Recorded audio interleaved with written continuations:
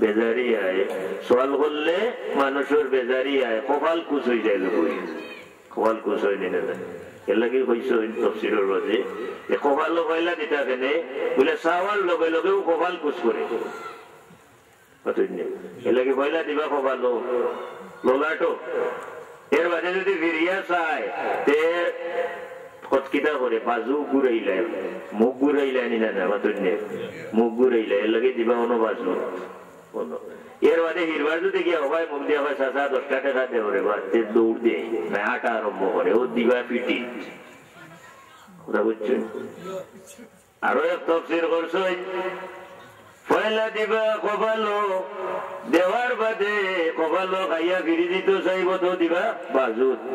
আর বাজুত দেওয়ার লগে লগে দৌড় দিতে চাইব তো দিবা পিটি কথা হচ্ছে দিওলখন ব্যাখ্যা করছে তাহলে কিতা বোঝা গেল মানুষের কোনটা চাইলে মানুষে বেজার হয় নি না এলাকি হাদিস শরীফ হইছে আল্লাহর কাছে চাও যদি আল্লাহর কাছে চাও না তাহলে আল্লাহ নারাজ হইল আর মানুষের নেচার হইল মানুষের কাছে চাইলে মানুষ নারাজ হয় আর আল্লাহর কাছে না চাইলে আল্লাহ নারাজ হয় সুবহানাল্লাহ কইলে আল্লাহ যতন তো হাদিনে কেরাম আল্লাহ পাকের সৃষ্টিগতভাবে এক গুরু মানুষের আল্লাহ গরিব বানাইয়া সৃষ্টি করছ ধনীরে পরীক্ষা করবা লাগি ধনীর মন পরীক্ষা করবা লাগি এই পরীক্ষা যদি ধনী উত্তীর্ণ হয়ে যায় তাহলে এই ধনী একেবারে সহজে জান্নাতে যাইবা সুবহানাল্লাহ হইলে কারণ ধনী হল বেহেশত যাওয়ার পথ আল্লাহ তাআলা বহুত সহজ করে দিয়েছেন কিন্তু কঠিন হইব যাইতে গরিব যাইবা কি আগে সুবহানাল্লাহ হইলে গরিব হল আগে যাইবা কি বেশ আগে যাইবা ধনীর হিসাবটা হইব যদি হিসাব দিয়া যাইতে পারেন এই ধনীর মর্যাদা অনেক উঠতে থাকবো এমনকি দণ্ডে খরচ করিয়া এই জমিন জান্নাতের সার্টিফিকেট লইয়া যাওয়া যায় সুবহানাল্লাহ ধনী জান্নাতের সার্টিফিকেট কিয়ামতের ময়দানও কিছু ধনী হলরে ভাইবা লাগি বেহেশত মুশতাক থাকবো সুবহানাল্লাহ কইলে মুশতাক থাকবো ফাঁস গুরু মানুষরে হাদিস শরীফে আইছে বেহেশতে ভাইবা লাগি মানুষ বেহেশত তুকাইব আর হেরা তুকাইব হেরা বেহেশতে তুকাইব হেরা রে সুবহানাল্লাহ কইলে মানুষে তুকাইব বেহেশত যাইতো আর বেহেশতে হেরারে বুঝাইব খবর রে ফাঁস গুরু আমি কইতাম না সারা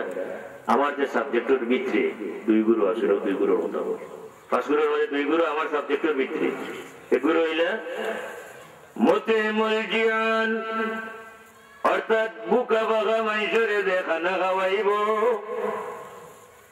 বুকা ক্ষুধার্ত মানুষরে দে খানা দিব কিয়ামতের ময়দানও এই মানুষটারে বেহেশতে তুকাইয়া দিব সুবহানাল্লাহ কইলে ই দেখবা যদি খাইবার টাইমে আয় ফতোয়া জারি করিয়া রাখি দিছ খাইবার টাইমে ভিক্ষা দেওয়া যায় একটা ফতোয়া দিছেন জানি আপনারা ভাগ জমানা খাইবার টাইমে দেওয়া যায় না অথচ খাইবার টাইমে নাই খাইবার যে জিনিসটা আছে এটা পর্যন্ত আল্লাহর নবীও দিছেন সাহাবায়ে কেরামে নবীর কাছে নাই কে সাহাবায়ে কেরামেরও আমল আছে সুবহানাল্লাহ খাইবার জিনিস যেমন আম্মা জানা আয়েশা সিদ্দিকা রাদিয়াল্লাহু তাআলা আনহা আল্লাহর নবীর কাছে দানো যে মালিকা শিক্ষা গ্রহণ করিয়া আল্লাহর হাবিব জমিন তনে যাওয়ার বাদে মা আয়েশা সিদ্দিকা রাদিয়াল্লাহু তাআলা আনহা রে খলিফা হলে যথেষ্ট উপঢৌকন পাঠাইছেন অন্য মানুষে উপঢৌকন দিতা হাদিয়া দিতা মা আয়েশা সিদ্দিকা রাদিয়াল্লাহু তাআলা আনহা সব যা পাইতা সব গরিব হলরে বিলাইয়া দিলেন সুবহানাল্লাহ একদিনের ঘটনা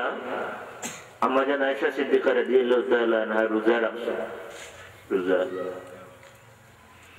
ঘরের মধ্যে ইফতার করার মতো রুটি একটা রুটি ছাড়া আর কোনো কিছু নাই রুটি মাত্র আছে এর মধ্যে একজন সাহিল আইয়া সওয়াল করছে একজন খাদিমা আসলারও মহিলা ফুট ফরমাইশ শুনতাম আয়েশা সিদ্দিকার ফরমাইশ শুনতাম তাহতা আমাদের আয়েশা সিদ্দিকা ডাকেন না কইন গো গরো সাহিলে দেওয়ার মতো কোনটা আছে কইন মা গরো নাই কোনটা আপনার ইফতারও লাগি রুটি আছে ছাড়া আর কোনটা নেই আম্মা জান আয়েশা সিদ্দিকা রাদিয়াল্লাহু তাআলা আনহা কইন গো এই রুটি যা দান করে দেও সাইল রে সুবহানাল্লাহ দিলাম দিলাম অনেক খাদিমা বেটি বড় সমস্যা বলে মা ইফতার করবার সময় এই টাইমে আমি কিতা আসি দিতে একটু গড়িমসি কররা আম্মা জান আয়েশা সিদ্দিকা আবার কইন গো রুটিটা সাইল রে দিলাও দিলাম দিলেই সেই ইফতারের মতো কোন জিনিস নাই করো হঠাৎ দেখা গেল ইফতারের কিছুক্ষণ আগে একটা বকরি জবাই করিয়া গোশতর তরকারি লইয়া রুটি লইয়া মা লাগে হাজির সুবহানাল্লাহ আল্লাহ ব্যবস্থা করে হাজির হইতো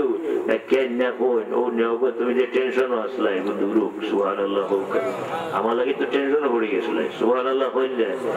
এই আছে জীবন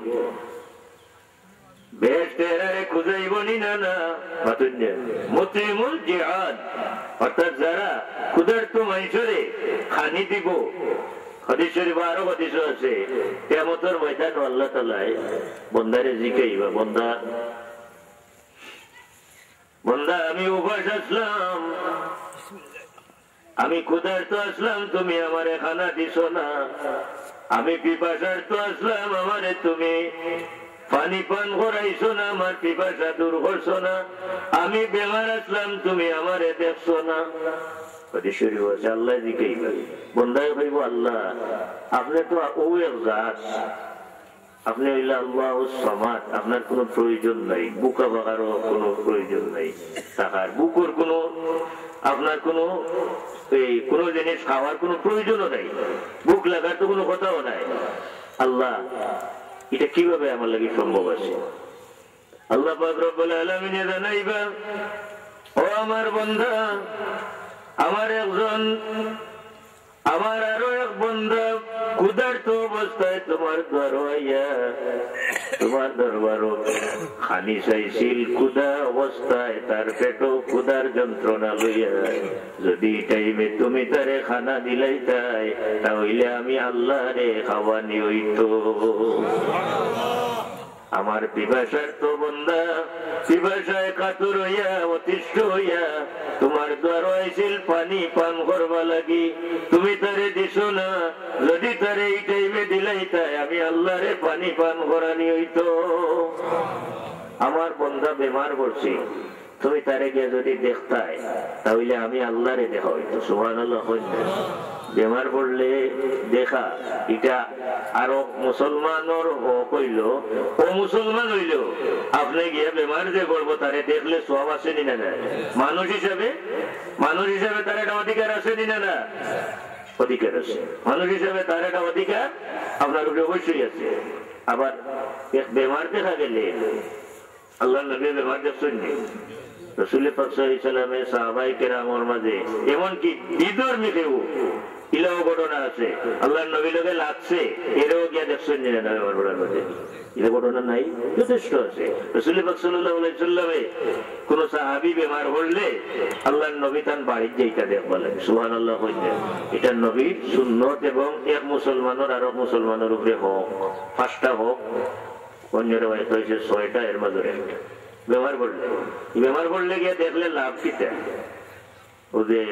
আমি কইছিলাম বলে এক মখলুকের লোকে এক বালা ব্যবহার করলে বেহেশতের সার্টিফিকেট লই যাওয়া যায় সুবহানাল্লাহ কইলে ও দেখো বেমার একজন বন্ধা যদি দেখাতে আপনি যাই হুজুরে ফরমাইন যে আমার কোন উম্মতে আরো একজন মানুষের বেমার দেখাত গেল আল্লাহ পাক রব্বুল আলামিন একজন ঘোষণাকারীরে নির্ধারণ করিয়া দেন ফেরেশতারে